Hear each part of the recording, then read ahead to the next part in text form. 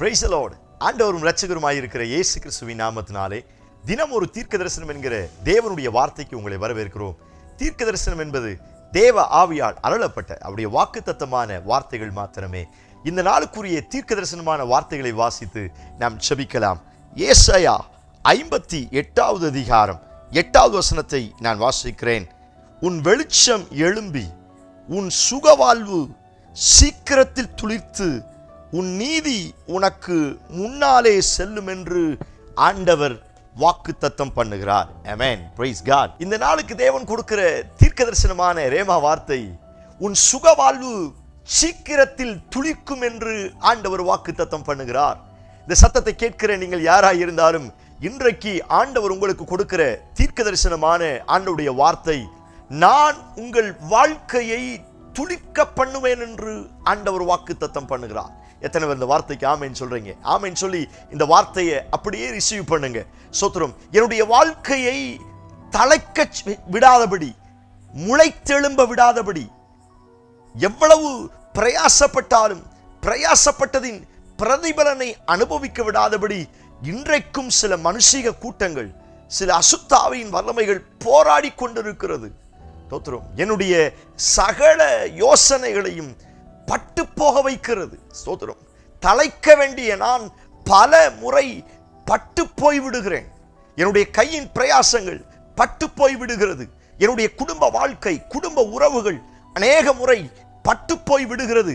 என்னுடைய சரீரத்தில் அநேக வியாதியினால் பட்டு போய் விடுகிறேன். என் கையின் பிரயாசத்தில் பெரிய வளர்ச்சியை பார்க்க முடியாமல் அநேக முறை அது பட்டு போய் விடுகிறது. என்னுடைய ஆவிக்குரிய வாழ்க்கையில் தரிசனத்தை இழந்து, அபிஷேகத்தை இழந்து, விசுவாசத்தை இழந்து, பயத்தினாலும் படபடப்பினாலும் ஸ்தோத்திரம் சூழ்ந்து கொண்டு அநேக நேரத்தில் என் ஆவிக்குரிய வாழ்க்கையும் பட்டு போன நிலைமையில் இருக்கிறது. ஸ்தோத்திரம். என்னுடைய வாழ்க்கை முழுவதிலும் சத்துரு பல ரீதியில் போராட்டங்களையும் பிரச்சனைகளையும் கொண்டு வந்து அவன் பட்டு போக செய்கிறான். இந்த சத்தத்தை கேட்கிற நீங்கள் ஒருவேளை பட்டு போன நிலைமையில, ஸ்தோத்திரம், காய்ந்து போன வறண்டு போன குறைவுகளோட இந்த சத்தத்தை கேட்கிறீங்கன்னா, உங்களை பார்த்து ஆண்டவர் சொல்லுகிறார், உன் சுக வாழ்வை நான் சீக்கிரத்தில் துளிர்க்க செய்வேன். ஓ பிரைஸ் காட். எத்தனை பேர் ஆமென் சொல்றீங்க? கர்த்தர் உங்கள் வாழ்க்கையை துளிர்க்க போகிறார். உங்கள் சுக வாழ்வு சீக்கிரத்தில் துளிர்க்க போகிறது. எத்தனை பேர் இந்த வார்த்தைக்கு ஆமென் சொல்றீங்க?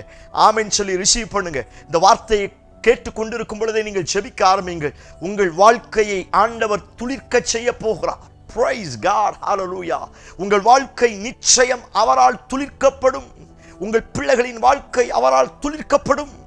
உங்கள் குடும்ப உறவுகள் அவரால் துளிர்க்கப்படும். உங்களுடைய கையின் பிரயாசத்தை இயேசு நிச்சயம் துளிர்க்க செய்வார். Praise God. ஹல்லேலூயா. நம்புங்கள், நம்புங்கள். நீங்கள் துளிர்க்கப்பட போகிற எந்த இடத்துல அவன் பட்டு போகணும்னு நினைச்சானோ, எந்த இடத்துல இவன் தழைக்க கூடாது, இவன் குடும்பம் தழைக்க கூடாது நினைச்சானோ, அதே இடத்துல கர்த்தர் என்னையும் என் குடும்பத்தையும் தழைக்க செய்ய போகிறார். நான் துளிர்க்க போகிறேன். Praise God. ஹல்லேலூயா. இந்த வார்த்தையை கர்த்தர் உங்களுக்கு தீர்க்க தரிசனமாய் சொல்லுகிறார். ஆரோனுடைய கோல் துளிர்த்தது போல. ஓ பிரைஸ் காட். ஆமென் சொல்லி ரிசீவ் பண்ணுங்க. ஸ்தோத்திரம். ஒரே ஸ்தோத்திரம். தேவ சமூகத்தில் வைத்த சில மணி நேரத்தில் காய்ந்து போன கோல் துளிர்க்க ஆரம்பித்தது. என்ன ஒரு பெரிய சர்ப்ரைஸ் பாருங்க. 12 கோத்திரத்தானுடைய கோலை மோசே அங்க வைக்கிறான். தேவ சன்னிதானத்தில் அந்த கோல் வைக்கப்படுகிறது. அடுத்து வந்து பார்க்கும் பொழுது தேவன் தெரிந்து கொண்ட ஆரோனுடைய கோல், ஸ்தோத்திரம், பூப்புத்து காய்களை கொடுத்தது, வாதுமை பழங்களை கொடுத்தது. இந்த சத்தத்தை கேட்கிற நீங்கள் யாராயிருந்தாலும் காய்ந்து போன ஒரு கம்ப, ஒரு கோலை ஆண்டவர் துளிர்க்க வைப்பார்னா உங்க வாழ்க்கையை நிச்சயம் சீக்கிரத்தில் துளிர்க்க செய்வார். Praise God. ஆமென் சொல்லி கர்த்தரை மையப்படுத்துங்க. யோனாவின் நாட்கள்ல யோனா அழகா உட்காருவதற்காக யோனாவுக்கு ஒரு பாடம் கற்றுக் கொடுக்கும்படியாக ஸ்தோத்திரம் சில மணி நேரத்தில் ஆண்டவர் ஒரு பெரிய ஆமணக்கு செடியை வளரச் செய்கிறார். சில மணி நேரம் இவன் பார்த்திருக்கையில் ஒரு விதை வேகமாய் வளர்ந்து அது பெரிய அளவில் இவனுக்கு நிழல் கொடுக்கிற அளவுக்கு, அது இவனுக்கு சுகத்தை கொடுக்கிற அளவுக்கு வளர்ச்சி. அந்த வார்த்தை இப்படி சொல்லுகிறேன். சில மணி நேரத்தில் ஒரு செடி அவரால் முளைக்க வைக்க முடியும்னா உங்கள் வாழ்க்கையை மாற்றணும், உங்கள் குடும்பம் மாற்றணும். நிச்சயம் உங்கள் வாழ்வு துளிர்க்கும். நிச்சயம் ஆண்டவர் உங்கள் வாழ்க்கையை, குடும்பத்தை, கையின் பிரயாசத்தை, ஆவிக்குரிய வாழ்க்கையை, ஊழியத்தை இதுவரை இல்லாத அளவு சீக்கிரத்தில் துளிர்க்க செய்ய போகிறார். Praise God. Hallelujah. ஆமென் சொல்லி ரிசீவ் பண்ணுங்க. தண்ணிக்கு பக்கத்தில் வாங்க. நமக்கு தெரியும், ஒரு மரம் துளிர்க்கப்படணும், பசுமையா இருக்கணும், வளரணும் அப்படின்னா தோத்திரம் நீர்க்கால்களின் ஓரமாய் இருக்கணும்.